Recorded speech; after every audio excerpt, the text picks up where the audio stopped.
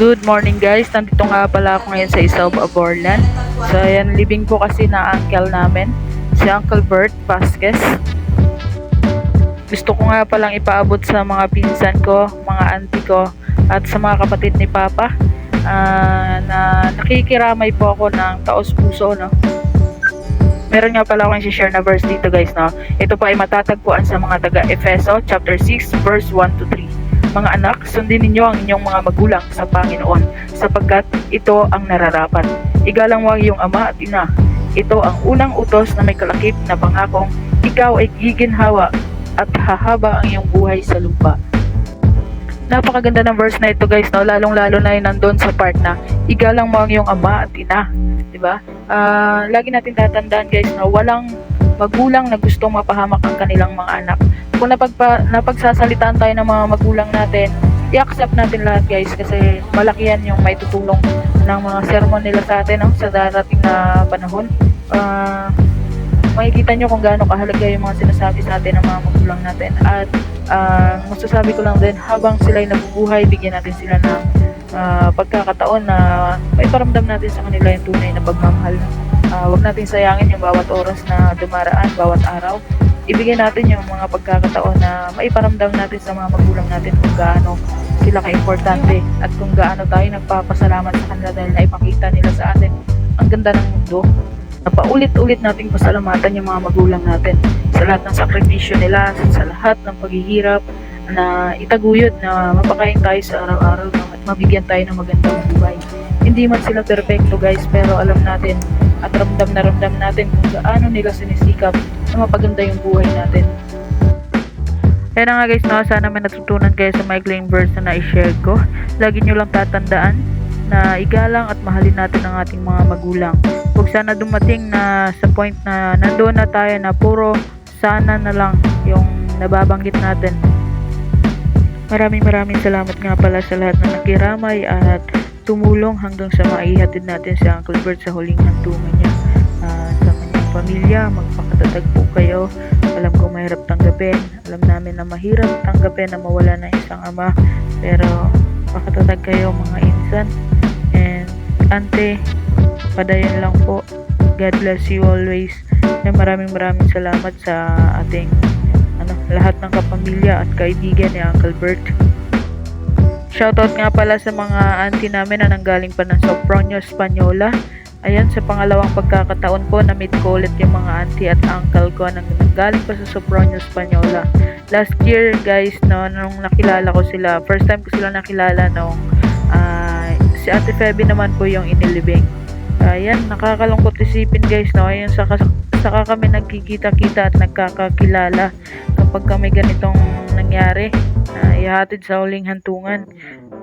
Nakakalungkot kasi bakit kaya hindi natin subukan na makilala yung mga kamag-anak natin na nanggaling pa sa malayo. Pero sa pagkakataon naman sana na masayang paraan, no? Like family reunion, yung magkikita tayong lahat. Yan guys, no, sana sa susunod na pagtitipon natin guys, yung paglalaanan natin ng time ay family reunion na. Ayan guys, no, share ko lang dahil nga hindi kami lagi nagkikita ng mga kamag-anak namin.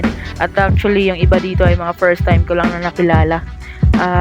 Sabi nga nila, yung JM Vasquez pala na napapanood namin nung nagbablog na nakamotor ay pamangkin pala namin, no? Hindi nila na-expect guys na ako ay legit na kamag-anak pala talaga nila.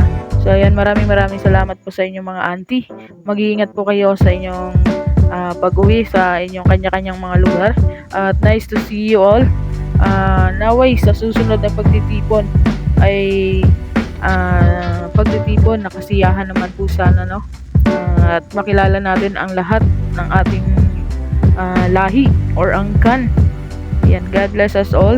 Ingat po tayong lahat.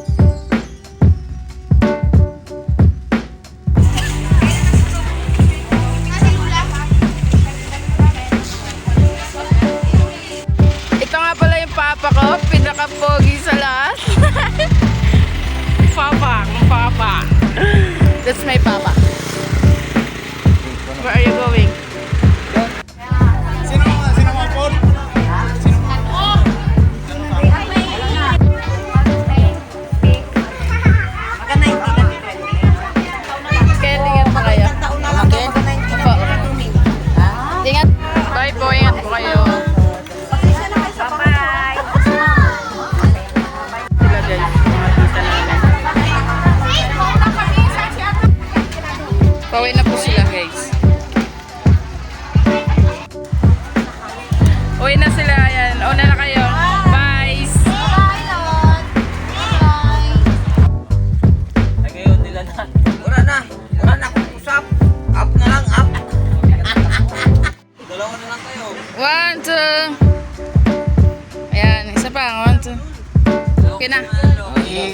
Ikon mo kay Auntie mo Jubian.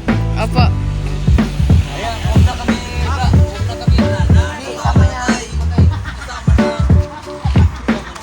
Oh, sama na. 1, 2.